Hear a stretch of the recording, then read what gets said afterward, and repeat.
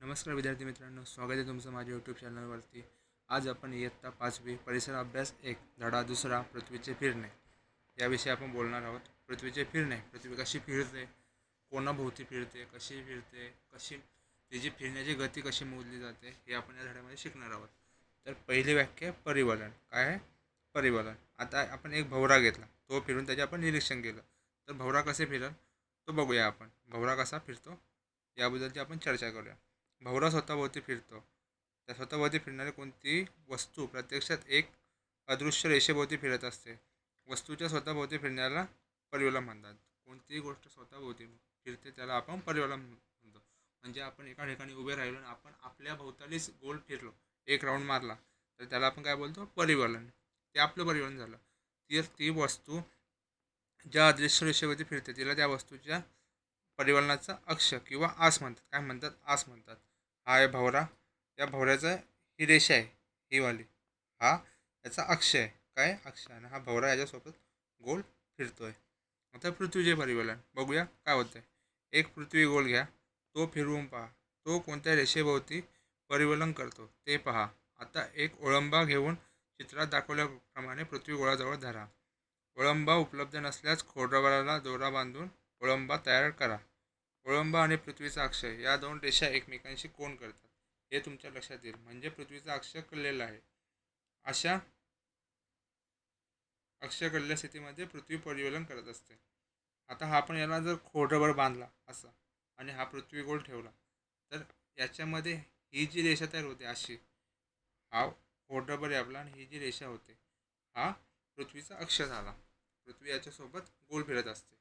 हा आहे उत्तर ध्रुव, हा आहे दक्षिण ध्रुव, आणि मध्ये जी रेषा आहे त्याला आपण विषुववृत्त बोलतो. त्याच्यावरती आहे त्याला बोलतो उत्तर गोलार्ध, त्याच्या खालती साऊथ पोलच्या जवळ आहे त्याला बोलतो दक्षिण गोलार्ध, दक्षिण ध्रुव. दक्षिण ध्रुवाच्या जवळ असेल त्याला दक्षिण गोलार्ध, उत्तर ध्रुवाच्या जवळ त्याला उत्तर गोलार्ध. ही रेषा पृथ्वीच्या मध्यबिंदूतून जाते. एन एस या बिंदूंना पृथ्वीचे ध्रुव म्हणतात. काय म्हणतात? पृथ्वीचे ध्रुव. एन हा पृथ्वीचा उत्तर ध्रुव आहे, तर एस हा पृथ्वीचा दक्षिण ध्रुव आहे. उत्तर आणि दक्षिण ध्रुवाच्या मध्यावर पृथ्वीच्या पृष्ठभागावर एक वर्तुळ काढल्यास पृथ्वीचे दोन भाग होतात.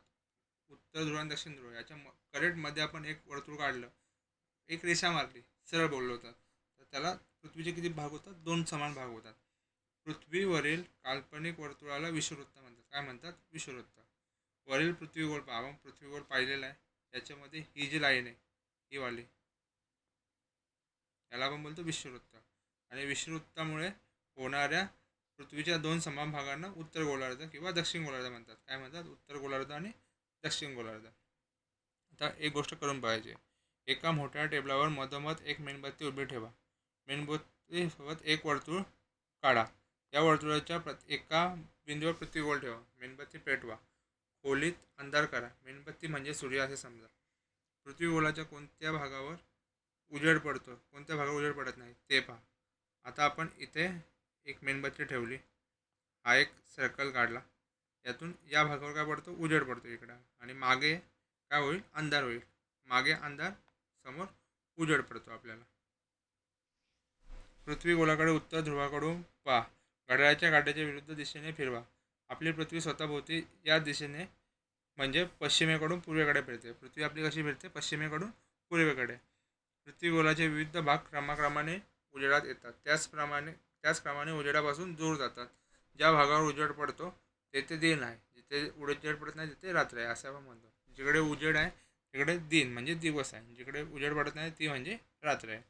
सूर्योदय आणि सूर्यास्त. एक लाल रंगाची टिकली घ्या, ती पृथ्वी गोलावर चिकटवा आणि वरील प्रयोगाप्रमाणे पृथ्वी गोल व मेणबत्ती घेऊन प्रयोग करा. पृथ्वी गोल घड्याळाच्या काट्यांच्या विरुद्ध दिशेने फिरला. लाल टिकलीवर पृथ्वी गोलाच्या कोणत्या स्थितीत सूर्योदय, मध्यान्ह, सूर्यास्त होईल याचं आपल्याला निरीक्षण करायचं आहे. लाल टिकलीवर पुन्हा एकदा सूर्योदय झाल्यानंतर पुन्हा सूर्योदय केव्हा येतो ते पहा. जेव्हा पृथ्वीची स्वतःभोवतीची एक फेरी म्हणजे एक परिवलन पूर्ण झाले असते तेव्हा लाल टिकलीवर पुन्हा सूर्योदय होतं, हे तुमच्या लक्षात येईल. म्हणजे पृथ्वी स्वतःभोवती एक फेरी पूर्ण करेल तेव्हा तिचं एक परिवलन पूर्ण झालं, तेव्हा आपल्याला समजेल की जेव्हा सूर्योदय झाला होता तेवढ्याच काळामध्ये पुन्हा एकदा सूर्योदय होईल. पृथ्वीच्या एका परिवलनाच्या या कालावधीला आपण दिवस म्हणतो. एका दिवसाचे एक दिन व एक रात्र असे भाग असतात. काल मापण्यासाठी एका दिवसाच्या कालावधीचे आपण 24 समान भाग करून प्रत्येक भागाला 1 तास म्हणतो. त्या जो पृथ्वीचा सूर्योदय ते दुसरा सूर्योदय यामध्ये जो काळ असतो त्याच्या आपण 24 समान भाग केले, त्या प्रत्येक भागाला आपण काय म्हणतो, 1 तास बोलतो. पृथ्वी वर्ष. आता नवीन संकल्पना बघूया. पृथ्वी गोल टेबलावरील वर्तुळावरून पुढे सरकवा. असे करताना पृथ्वीचा गोल सतत फिरता ठेवा. अक्षाची दिशा बदलणार नाही याची काळजी घ्या. वर्तुळावरून पुढे सरकत शेवटी पृथ्वी गोल पुन्हा सुरुवातीच्या जागी पोहोचेल. याचप्रमाणे पृथ्वी स्वतःभोवती फिरत फिरत सूर्याभोवती परिभ्रमण करत असते. पृथ्वीच्या सूर्याभोवतीच्या एका परिभ्रमणाला जो कालावधी लागतो त्याला आपण वर्ष म्हणतो. काय म्हणतो? वर्ष. पृथ्वी स्वतःभोवती फिरता फिरता सूर्याभोवती फिरते, तेव्हा तिला जेवढा कालावधी लागतो त्याला आपण 1 वर्ष म्हणतो. किती म्हणतो? 1 वर्ष.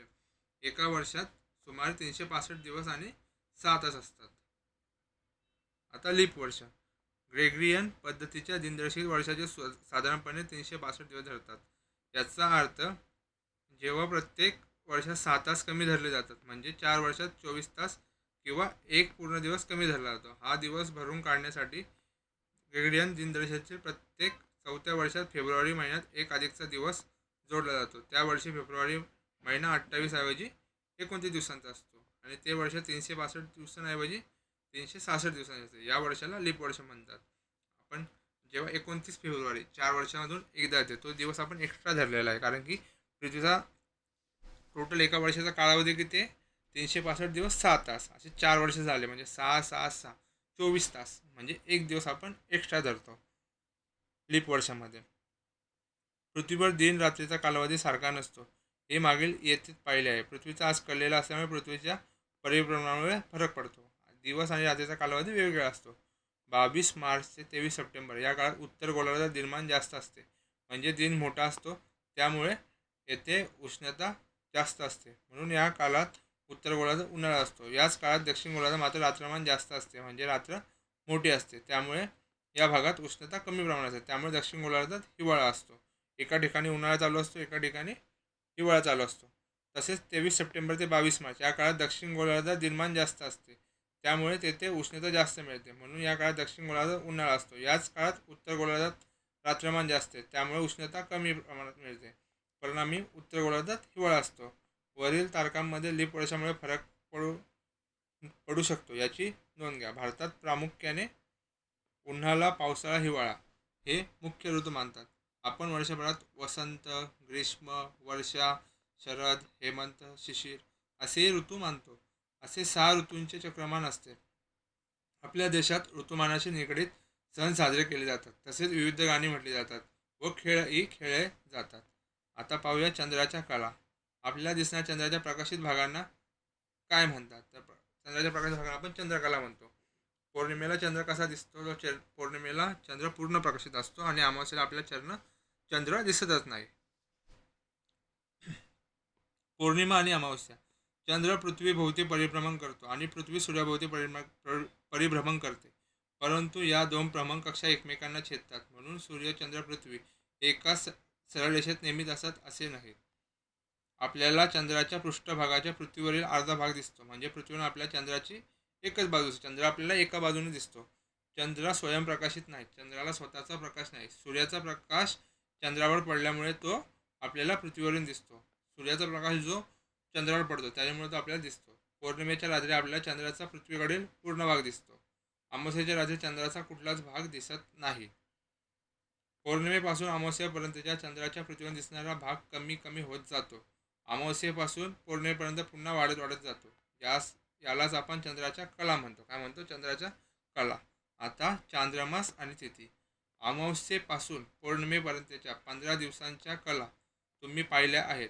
अमावस्येपासून पौर्णिमेच्या स्थितीत येण्यास चंद्राला 14 किंवा 15 दिवस लागतात. या पंधरवड्याला शुक्ल पक्ष म्हणतात. काय म्हणतात? शुक्ल पक्ष. अमावस्येपासून पौर्णिमेपर्यंत जे 15 दिवस आहेत त्याला आपण बोलतो शुक्ल पक्ष. पौर्णिमेनंतर चंद्राच्या पृथ्वीकडील प्रकाशित भाग कमी कमी होऊ लागतो. 14-15 दिवसांनी पुन्हा अमावस्या येते. या पंधरवड्याला कृष्ण पक्ष म्हणतात. काय म्हणतात? कृष्ण पक्ष.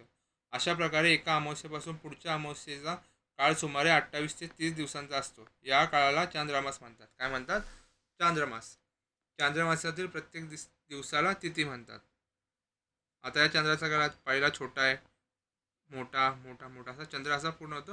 ही आहे पौर्णिमा. आता चंद्राच्या विविध काळाला अमावस्या, पुढचे 15 दिवस येईल पौर्णिमा, तो झाला शुक्ल पक्ष. पौर्णिमा 15 अमावस्या, तो झाला कृष्ण पक्ष. शुक्ल पक्ष कृष्ण पक्ष मिळून चांद्रमास म्हणजे 1 महिना होतो.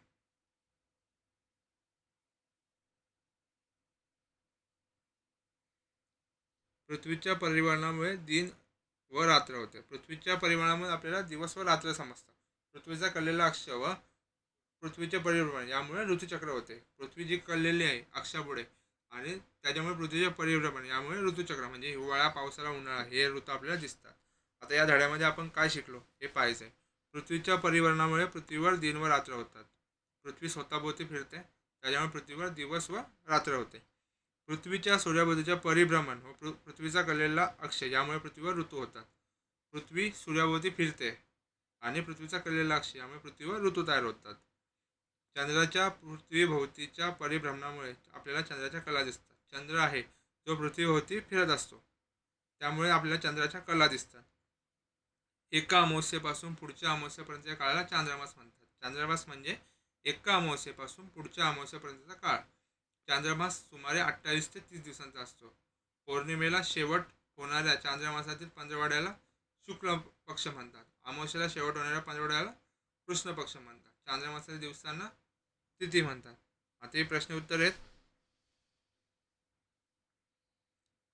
ते आपल्याला करायचे. आता रिकामी जागी भरा. पृथ्वीच्या स्वतःभोवती फिरण्यास परिवलन म्हणतात. पृथ्वीच्या सूर्याभोवतीच्या फिरण्यास परिभ्रमण म्हणतात. पृथ्वीच्या परिभ्रमणामुळे दिन व रात्र होते, दिवस व रात्र होते. पौर्णिमा कशाला म्हणतात, अमावस्या कशाला म्हणतात, चांद्रमास, तिथी या मी आता सांगितलेलं आहे. विषुववृत्त म्हणजे काय, विषुववृत्तामुळे कोणते निर्माण होणारे पृथ्वीचे 2 भाग कोणते हे आपल्याला सगळं करायचं आहे. या व्याख्या दिलेल्या आहेत मी इथे.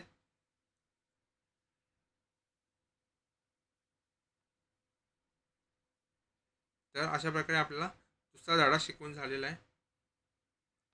तुम्हाला व्हिडिओ आवडले असल्यास आपल्या चॅनलला नक्की लाईक, शेअर, सबस्क्राईब करा. व्हिडिओला लाईक, शेअर आणि कमेंट करा. जास्तीत जास्त विद्यार्थ्यांपर्यंत पोहोचवा.